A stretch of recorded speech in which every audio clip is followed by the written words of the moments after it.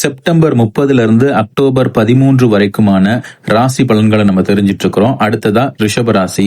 குரு பகவான் சாதகமா இருக்கிறதுனால பிரபலங்கள் அறிமுகமாவாங்க. அவங்களுடைய வீட்டு விசேஷங்கள்ல கலந்துப்பீங்க. குடும்பத்துல சந்தோஷம் குடிகொள்ளும். பூர்வீக சொத்து பிரச்சனைய சுமூகமா பேசி தீர்க்கிறதுக்கு வழி கிடைக்கும். சுக்கிரன் வலுவாக இருக்கிறதுனால நெடுநாளா இழுபறியா இருந்து வந்த கட்டட வேலைகள் இனி முழுமையடையும். அஞ்சுல நிற்கக்கூடிய சூரியனால் முன்கோபம், வீண் டென்ஷன், தூக்கமின்மை இதெல்லாம் வரக்கூடும். தந்தை வழி உறவினர்களிடையே மனஸ்தாபங்கள் ஏற்படும். சனி பகவான் சாதகமா இருக்கிறதுனால வேற்றுமொழி பேசுபவர்களால ஆதாயம் உண்டு. வியாபாரத்துல பற்று வரவு உயரும். சந்தை நிலவரத்தை அறிந்து கொள்முதல் செய்யுங்க. பாக்கிகள் வசூலாகும். கூட்டு தொழில பங்குதாரர்கள் ஒத்துழைப்பாங்க. உத்தியோகத்துல வேலை பளு ஓரளவுக்கு குறையும்.